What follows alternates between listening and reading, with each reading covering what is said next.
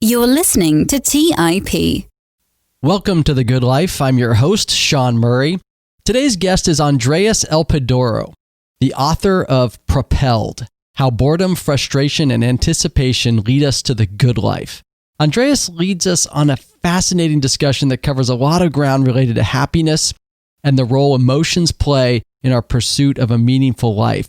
We cover why what makes life difficult is also what makes life worth living, why there's more to the good life than happiness, a lot more, the surprising role boredom plays in the good life, and why we shouldn't always kill it with our phones, how frustration energizes and informs us, what we can learn from Andrew Wiles' pursuit of Fermat's last theorem, the surprising result of the Ikea Effect and what that tells us about happiness, and why moving towards our goals may be the ultimate state of happiness. I hope you enjoy my conversation with Andreas as much as I did. My friends, I bring you Andreas Elpidorou. You're listening to The Good Life by the Investors Podcast Network, where we explore the ideas, principles, and values that help you live a meaningful, purposeful life. Join your host, Sean Murray, on a journey for the life well lived.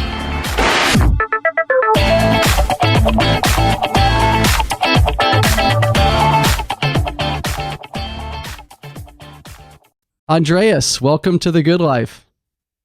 Hi, Sean. Thank you so much for having me. It's great to have you here. And we're going to talk about your new book, just came out last month, Propelled, How Boredom, Frustration, and Anticipation Lead Us to the Good Life, published by Oxford University Press. And I love the book. It's a great read. It's full of wonderful stories and packed full of research. And you make the claim in the book, I thought we'd start with this, that the secret to happiness just might be unhappiness, not unmitigated unhappiness, but the highs and lows that we experience through life. So could you elaborate on that a little bit? I think some things you truly appreciate them when they're not there. Happiness is one of them. And different considerations point to that conclusion. So we know that our brains are excellent at adapting. If we receive the same stimulation over and over again, we begin to ignore it. We act as if it's not there. And something similar happens with our emotions. We're excellent at adapting. And this is both good news and bad news. It is good news because we can adapt even when things are not going our way, even when we're dealing with adversity and suffering. But if we're interested in happiness, if we want to achieve happiness, it turns out that we're also really good at adapting, often very quickly when things are going our way. So too much happiness or happiness for a protracted amount of time, it ceases to seem like happiness to us. We become used to it. It becomes the new norm. And so to feel happy again, we need to get to a new high point. And so the idea is pretty simple, I think. And also true. We need to appreciate the downs of life in order to appreciate the high points. That's something I can relate to. And you talk about this famous thought experiment in the book by Robert Nozick that really brings this out. And maybe you could explain it. I think you call it the pleasure experience machine. This thought experiment is given by Robert Nozick, and it's a very interesting idea. And I introduce it often in my classes. I talk to people about it. So you have this machine that's supposed to give you a life filled with happiness. So the catch here is that you have to give up your life. But in exchange, you're getting a life full of happiness. So this thought experiment tests our willingness to give up our current life to a different one that is created by the machine, but it is also guaranteed that to be a happy one. Now, most people don't like the machine. If you start thinking about it, will you hook up to the machine? I wouldn't, and I think most people with whom I talk about the machine, they don't want it either. And I think there's some reasons that explain our apprehension. First, life in the machine doesn't seem to be real or genuine. It is made up by the machine, and we're concerned by that. And that shows that we don't just want happiness or any sort of happiness. We want happiness that is based on reality. This might be hard-earned happiness. It took us a while to get there, but it's real. We made it. We conquered it. And at the same time, I think people don't just merely want happiness. Often we might be willing to sacrifice happiness for other things that matter to us. And one of them might be the ability to do what we want in life. So the ability to be the author of my life, it's important to me. And I'm willing to give up some happiness in order to get that back. So what the thought experiment shows is that happiness might be good, but it isn't sufficient. It isn't the only thing that matters for the good life. There's so much more to the good life than happiness. The thought of getting hooked up to the machine, to me, I couldn't take the inauthenticity. I want my life to be authentic. I want relationships to be real. I want experiences to be real. And I'm willing to take the downside in exchange to know that it's a real experience, so that when I do experience the upside, that it's my own life. And so I think you're really hitting on something important here. So we talked about the ups and downs of life are important. The periods of unhappiness are what make happiness so real to us. And it reveals the happiness. It creates the happiness. And the second thing that you're hitting on here is that we want our life to be our own. We want to be the authority of our own life. We want it to be authentic. That means that we take on our own goals, we set our own priorities, and we go after those priorities. And it's a bit of a struggle sometimes to get to those goals. And I guess what you're saying is the struggle is really important in happiness. Yes, that's correct. And one of the points of the book, our emotions do a lot of work for us. So they help us when we struggle, but they're not just there when we struggle. They're there partly to get us out of those struggles. And so we have to work to help ourselves get to a better state when we have found the low points, so we can get back to the high points and appreciate the transition. The transition is what is really important for us. It shapes our lives, gives us meaning, and it makes us feel better. It gives us this feeling of authenticity, of meaningfulness. And once we have that, we also get happiness along the way. You talk about the role of emotions, and the case you make is that the emotions reveal. They're ready-made. They develop, they envelop inside of us, and we recognize them. And there's something authentic about emotions. They are clues. They come from our culture, possibly, or from nature, and they should not be ignored. So maybe you could talk a little bit about the role of emotion with happiness and seeking happiness. This is a question that gets to the core of who we are as human beings. I think one of the essential elements of us is the capacity to experience emotions. And so as we go on and live our lives, we feel a lot of things. We get sensations, we get emotions. What happens is that, take any example, take fear, for instance, right? I experience fear when I see something or I'm in close proximity to something that might be dangerous or harmful to my well-being. So in that case, I get this reaction, this emotional reaction that triggers a whole set of behaviors in me. It tells me, look, this is something that might harm you. And at the same time, it tells me or motivates me to do certain things. When we consider the whole host of emotions that we're having, it's difficult and sometimes might be overwhelming, but without them, it will be really hard for us to know how to live our lives. It will be hard for us to know when we are threatened, when something might be dangerous to our bodies, when something is boring or uninteresting to us. So we need all those clues, but we're fortunate not just to experience them, but to also be moved by them.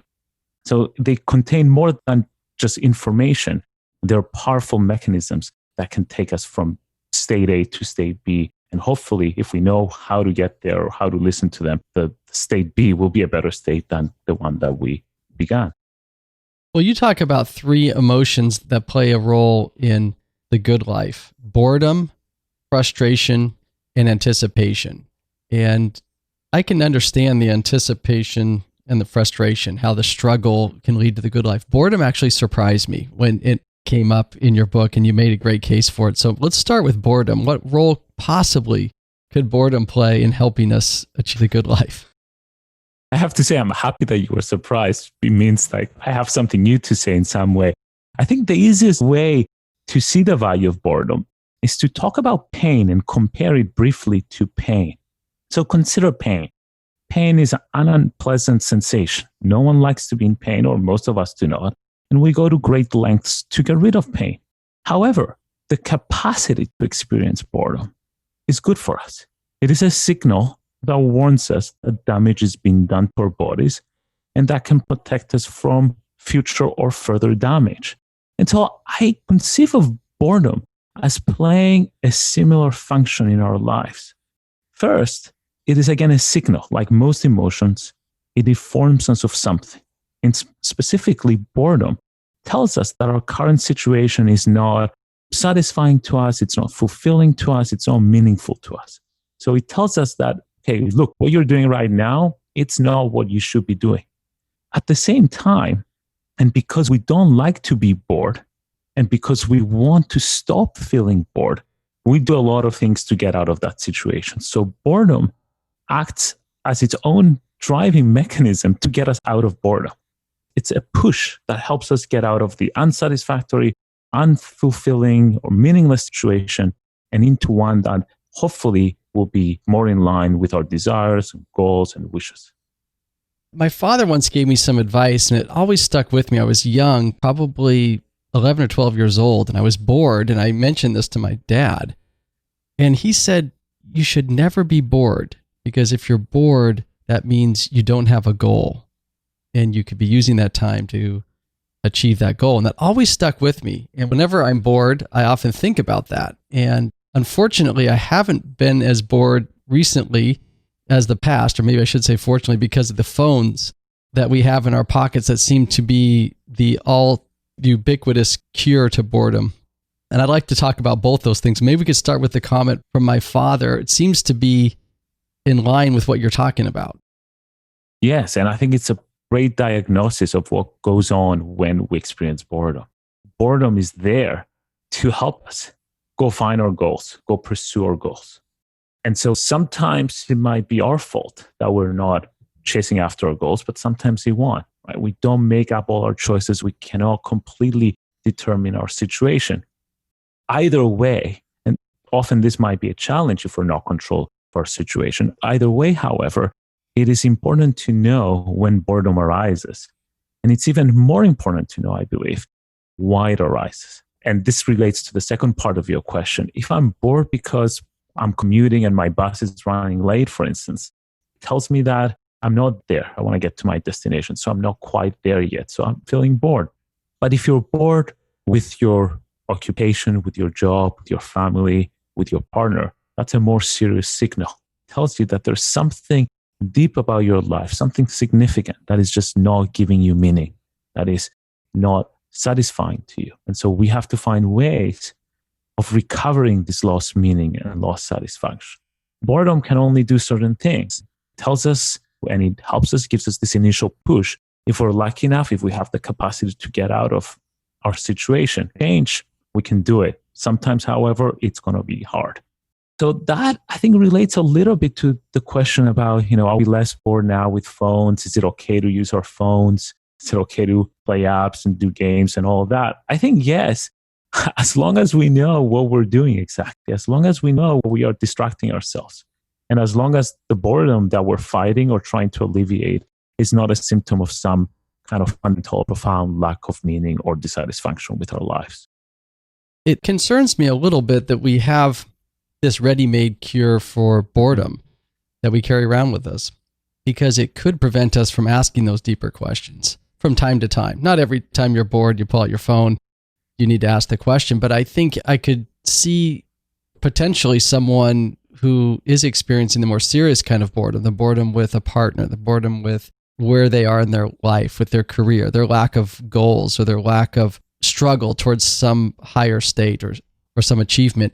And if they're constantly addressing that boredom with or curing it with just playing a game on their phone or looking at their phone or looking at Facebook, years and years could go by that you're not going to get back. That would be really sad for that person that they didn't use that time more wisely. And maybe one reason they didn't was because they weren't forced to reflect. So I think there's a concern there. You're right. And it perhaps can spiral in some kind of deeper emotional state or deeper existential crisis there. So if you start ignoring the signals of boredom, or if you're unlucky or unfortunate, incapable of dealing with it, it might change into something more long-lasting. It can turn into depression of some sort. You can be deeply unsatisfied with your life, and that can lead to other complications.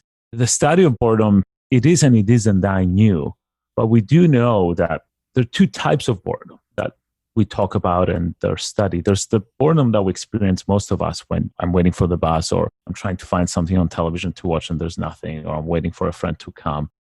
And there's a more profound or more long-lasting boredom that is pretty much, I'm bored with my life. And we know that that kind of boredom is bad. One of the most frequently found correlations between that type of boredom and depression. So we want to read the signals of boredom early on if we can. We want to use boredom to our advantage before it turns into something more dangerous and more long-lasting. You tell a fascinating story in the book about Andy Warhol, and he made a movie. I had not heard of this movie. It was called Empire in the 1960s. And you'd think, oh, Andy Warhol made a movie. It's going to have visuals and be about pop culture, and it'll be exciting, coming from this avant-garde artist and whatnot. But actually, he pointed a camera at the Empire State Building, and it runs for 8 hours and 5 minutes, and nothing really happens other than just the camera pointing at the Empire State Building. And people were running out of the theaters. They got so bored so quickly, demanding their money back. It just created this incredible reaction. Some people watched it and had these incredible experiences. What was he trying to achieve there? And what does that tell us about boredom? Yeah, that's a great question. I wish I had some profound thing to say. It's such a wonderful use of boredom in art. And I think we still don't have a good idea of how boredom figures in art. We do know that a bunch of good art is boring. Slow cinema, movies like The Empire, minimalist compositions, operas, or the Ring cycle, Wagner's and all that. Those become boring because of their length, of the way they're composed and all that.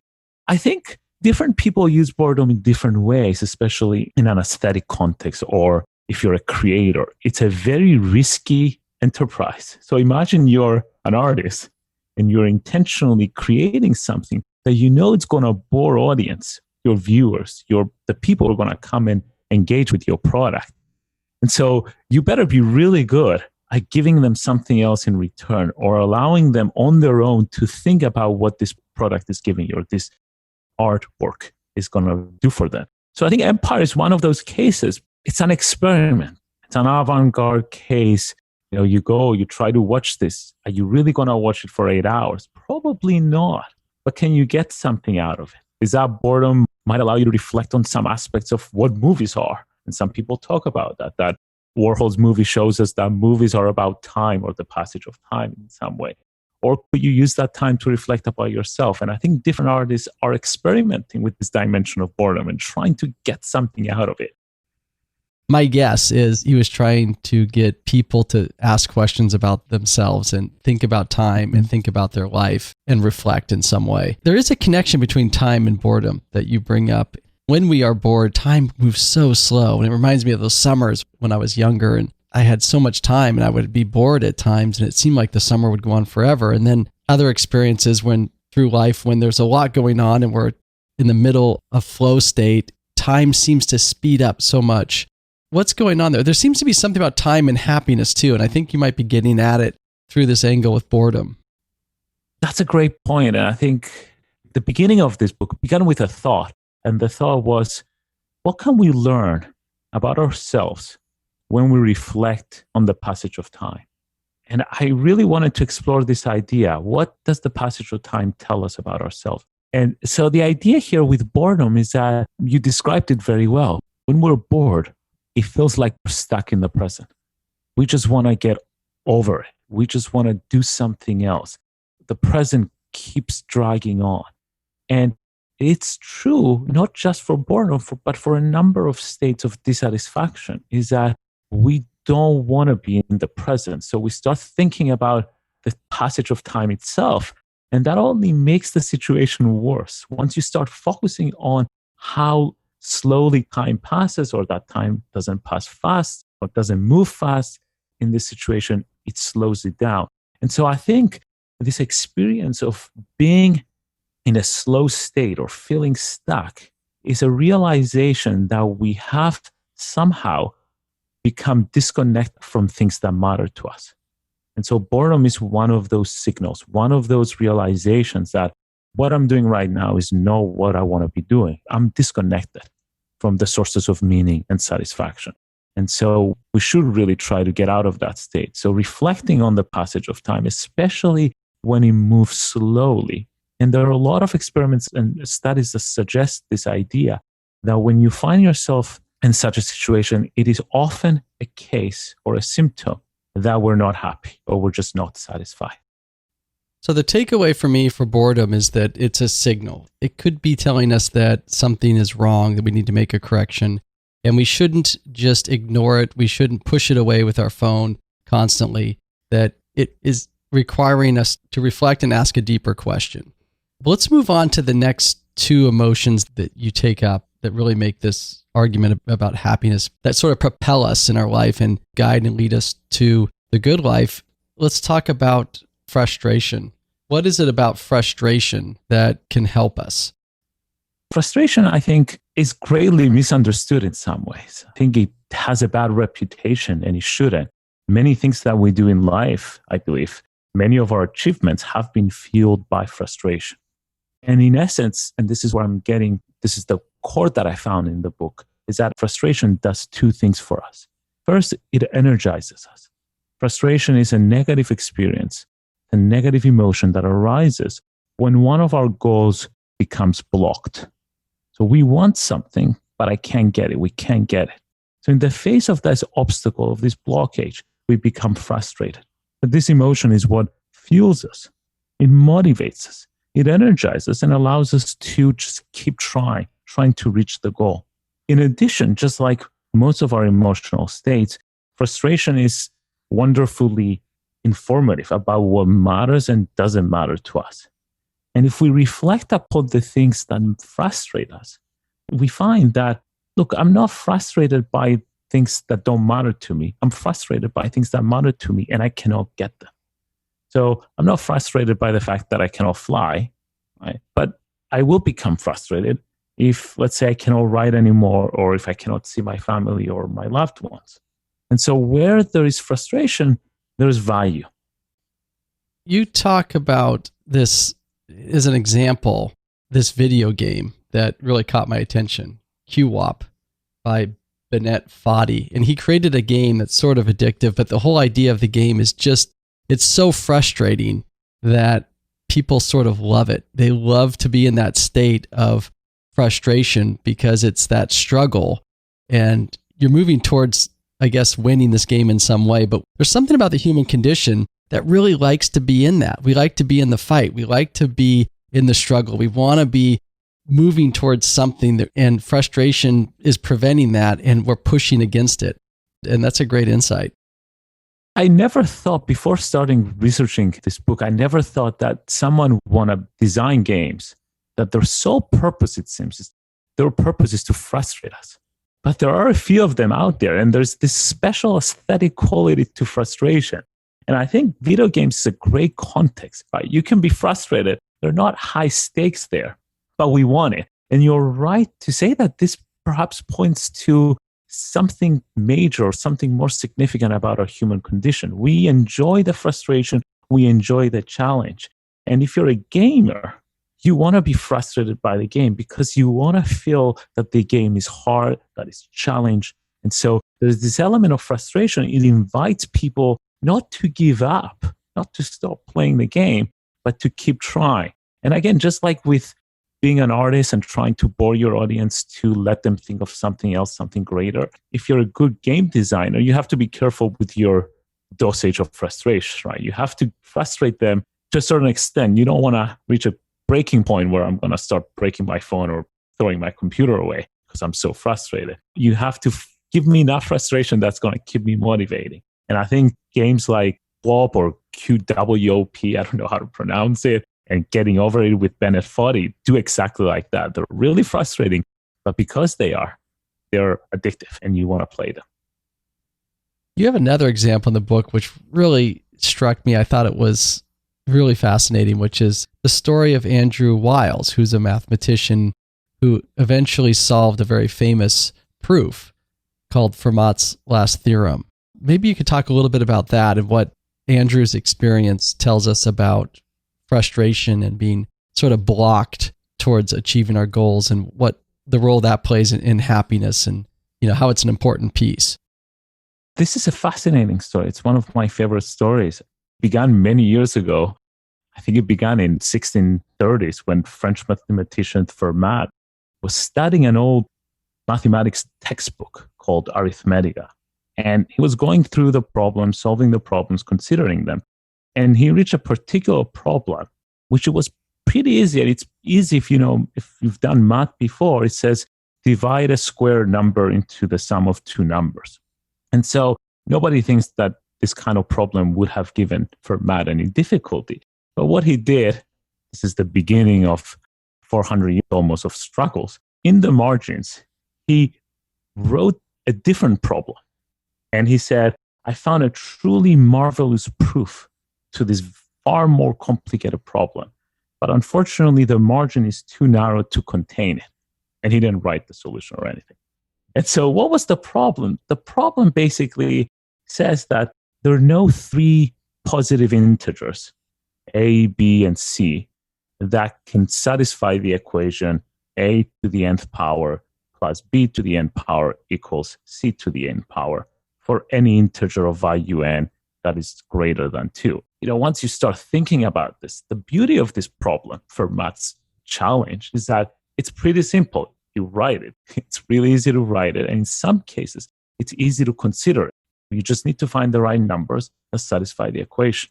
At the same time, this task is almost impossible. And lots of people thought it will never solve it because it's an equation about an infinite number of numbers. And so lots of people have tried. And it took about 350 years or so, I think, until Andrew Wiles gave the first successful proof of Fermat's theorem. And he proved Fermat right. Yeah, you had it. Well, you never wrote it, but after a lot of work, we can have the solution. And what I emphasize in the book is that what's special about finally getting to the proof? I think what's special about it, what's interesting for our purposes, is the fact that it couldn't have been done without an experience of profound frustration. So when Wiles was trying to figure this out, went through protracted moments of frustration. And that's what kept him energized, gave his life meaning, and gave the theorem such a central place in his life. This is all he wants to be doing. But it's because it was a challenge. It was such a profound challenge. If it wasn't frustrating, I don't think anybody would have spent all this time trying to solve the problem. Yeah, he said something very profound about being stuck. And I think we can all relate to that. You go through some experience in your life, maybe you have some goal, something you want to achieve, and you're working hard, but you get to a point where it doesn't feel like you're making progress. That's the point where so many of us give up. That's where frustration sets in. And it's like, I don't think I'm going to make it. I'm going to give up. And let me just read the quote, if I may, so we can reflect on it. He said, now what you have to handle when you start doing mathematics as an older child or as an adult is accepting the state of being stuck. People don't get used to that. People find this very stressful. Even people who are very good at mathematics sometimes find this hard to get used to, and they feel that's where they're failing, but it isn't. It's part of the process, and you have to accept and learn to enjoy that process. I think there's something very profound about that. It's a wonderful quote, and it works for math, for mathematics. It works for most things in life. It fits so well with the theme. It's this idea that we find ourselves stuck, and boredom, frustration, even anticipation. I consider these states in which temporarily, at least, that we're stuck. But we have to deal with this being stuck, and we have to know what to do. So patience in the case of mathematics, or perseverance, using frustration in a way to mobilize us. All those are techniques that we're going to use. And it is part of life. We want flow, but we cannot always get flow. So we need to understand how to operate, how to deal with the stops, and then how to restart our life. And so I think frustration is one of those tools that we have at our disposal. What I took away from this section of your book about frustration is that frustration, like boredom, is a signal. It's telling us something. It's a signal that we care deeply about something. I mean, when we're frustrated with someone in our life, it's because we care about them. Apathy is the worst emotion you could feel towards someone because it's the signal that you really don't care. But when you're frustrated, you care. When you're frustrated with your significant other or as a parent, if you're frustrated with a child or so forth, it's telling us something. But the second part, and you talk a lot about it in this part of the book, is that it's the struggle and the sacrifice after the frustration, or to push through the frustration, to push through being stuck. It's that struggle and the sacrifice that leads to happiness, that leads to the good life, that allows us to feel like we've achieved something and just brings us that sense of joy. And so those two things for me, they go right after frustration in the process, if you can push through. There are different ways of seeing that aspect of frustration. And I talk a little bit about this very famous Ikea study, or it's a study that shows an Ikea effect. And this is a study that was done by Michael Norton at Harvard University and colleagues. It's an ingenious study. What they did, they got a bunch of participants, they divided them into two groups. And so the first group was given an already assembled piece of furniture from IKEA. This was, I think, a box, so nothing fancy, standard box. And the second group was given the same piece of furniture, but this time they had to put it together themselves. They had to assemble it. So the researchers gave the groups equal amount of time. The first group was just looking at it. The second group put it together. And then they came back and they were like, okay, tell us how much money you're willing to spend on the box to take it home with you. And it turns out in the experiment that the second group, the group that would work into assembling the box, were willing to pay more money. And that result should surprise us, right? And if we're strictly economic beings, we're thinking in this rational way, well, effort, assembling the box is effort, and that should translate into cost. So at the end of the day, we'll be willing to spend less money to get the box. But they didn't, and we don't. And I think that's an indication that effort, difficulty, frustration don't take away things from us, but they add value. They make things more meaningful to us, more valuable, and we want them more, partly because we've invested resources in them, because they frustrated us. We want that experience. We want that struggle in some sense. It doesn't make sense economically, which just sort of blows your mind, but it reveals something about how we're wired. And it's important to take that into consideration when we think about our own lives and what we devote ourselves to, what we're willing to sacrifice for, what we're willing to struggle for, to push through.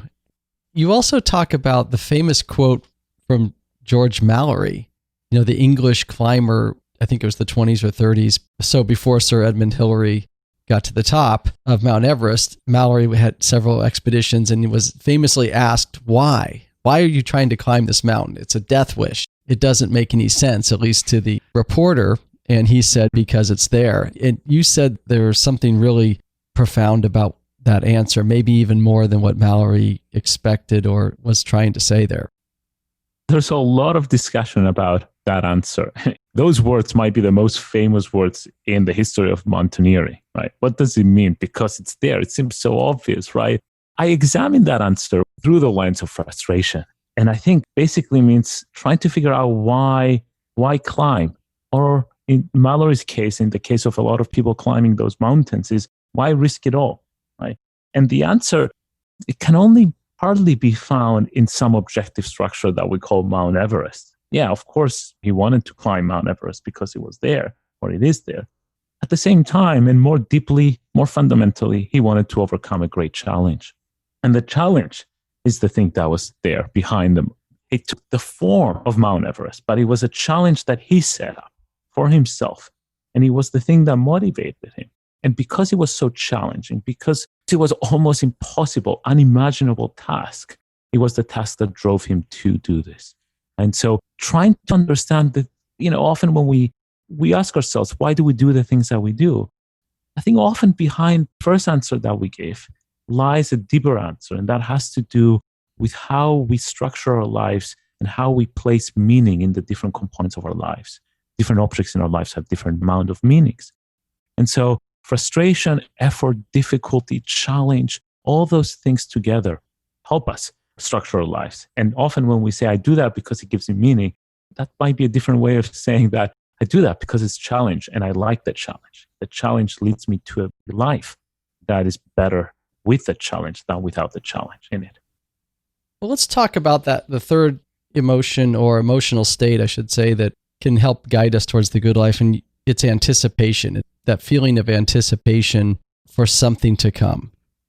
When I was studying anticipation, I found two major sources of value that speak to anticipation. The first one comes from existentialism.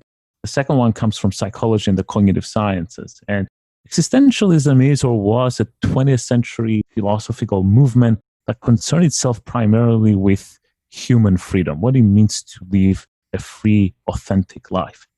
And a central aim of existentialism is that our lives are never complete. As long as we're living them, there's still lives in the making. And as a result, existentialists think that we're always more than what we are right now. And there's a beautiful line in Beckett's Endgame where Clove asks, "Do you believe in the life to come?" And Ham responds saying, "Mine was always that." And the first time I read that line, I thought, this is exactly right. There's so much more to life than the present and our past. And we always anticipate, we always wait for our future. That, I think, is not a bad thing. Who we are right now is defined partly by who we want to be. So say I want people to know about the book, right? Well, to do that, I need to do something right now. I need to do something in the present. So my future desires, what I anticipate to become, what I anticipate in the future, tell me of what I need to do right now. So anticipating or running ahead of ourselves is not a bad thing. It's a necessary way of determining how to act. And so we need a clear conception of our future. That's the source of value that I found in existentialism. But there's another source of value that I talk about it a lot in the chapter that comes from psychology and the cognitive sciences. And if you start looking at studies that consider our ability to anticipate and look into the future and look forward to the future, you find that anticipation is beneficial to us. Not only does it allow us to take pleasure right now when I'm thinking about, well, I need a vacation. I can't wait for it. I'm thinking about it right now and it gives me pleasure. We also know, however, that anticipation provides us with a whole set of health benefits and it drives our lives forwards. It gives us meaning. So overall, thinking about the future, it's a benefit to us. I think if we can be in the state of anticipation and enjoy that it can be very helpful for bringing joy and bringing meaning and purpose to our life. It gets to enjoying the struggle. It gets to enjoying the present. We know we're moving towards something and we're anticipating that, but it's the movement. That's where life really happens, in the present and in the moving towards it. We know that when we get there, to kind of bring this full circle back to the way you started, you mentioned how we habituate. Whatever state we're in, it tends to become normal. So we know when we achieve that goal, maybe it's writing a book, maybe it's achieving a certain dollar amount in your bank account, that when you get there, it's going to become normal and you're going to set another goal. And that's okay. That's part of the human condition. But the anticipation, again, is a sort of signal to say, hey, you're on track. And then for me, it's kind of like enjoy the moment you're in. Thanks for that comment. I think there's a little bit of pushback, and that's good. I think it's exactly right to say that we need to keep moving our anticipatory goals. That is what we anticipate to happen. That is something that keeps moving. It's a bad idea to anticipate, let's say, I don't know, I need that much money in my bank account. That's what I'm anticipating for. And then once you reach there, you stop anticipating for anything else. I think part of anticipation, part of the use of anticipation is that it's always there no matter what. And I wonder whether part of the question also has to do with, is it always good to anticipate, or will there be sometimes that anticipation might get us out of the happy present? Is that a worry? Yes. If you're constantly thinking that happiness is in the future, tends to take away from happiness in the present. Yeah, that's great. And I think what's important about anticipation, or how to use anticipation right, it has to always come back to the present. It has to inform us about what we're doing. It's hard to describe it in some ways. I don't think of anticipation as this free-floating way of thinking or entity that just looks at the future at all times. But it's kind of an arrow that goes to the future and comes back, and it tells me what I need to be doing in the present. So if I'm meeting my anticipatory goals, anticipation might tell me, keep doing what you're doing in some way because I want more of that. Because that's what I want. I want to spend more time with my family, or I want to work on this more. We need to figure out a way of how to kind of calibrate our future thoughts and our future goals in a way that always can help us move forward to them.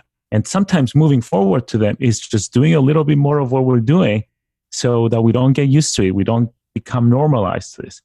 Not everything needs to be a great change. So it will depend on our situation and how to use anticipation. In closing, let's talk about movement, because that's something that you do come around to at the end of the book in your conclusion, around this idea that it is in the movement and movement towards our goals where true happiness lies, or where we can find the good life. Can you elaborate on that? This is a way of seeing how the three states, boredom, frustration, anticipation, all come together. I think they have a common aim, and their aim is to help us move. They help us get from one state to another. And so boredom takes us from states of dissatisfaction and perceived meaningless to ones that are not, that are hopefully more satisfying to us, more meaningful to us. Frustration gives us the energy that we need to keep pursuing our goals, or in extreme cases, it might force us to give up those goals that we cannot achieve and find new ones.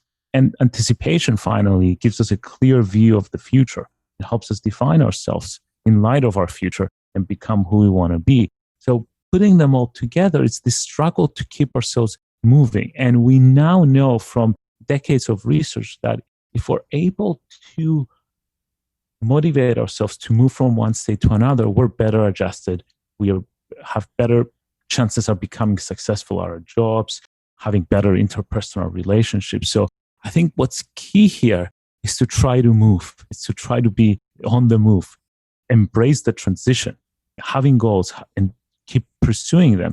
And that requires that unavoidably we're going to find situations in which we're stuck, but let's not stop there. Let's figure out how we can do the best we can, how we can utilize the stuckness, the being stuck, the emotional reactions that we have to keep on moving. So if there's kind of the tagline for this is just keep moving and use your emotions to take us to where we want to go. Where can people find out more about you and your book? They can visit my website at elpidorou.net, and they can find information about my work, the research I'm doing, and also about Propelled. Well, this has been a wonderful conversation, Andreas. Thank you for being on The Good Life. My pleasure. Thank you so much, Sean. Thank you for listening to TIP. To access our show notes, courses, or forums, go to theinvestorspodcast.com. This show is for entertainment purposes only. Before making any decisions, consult a professional.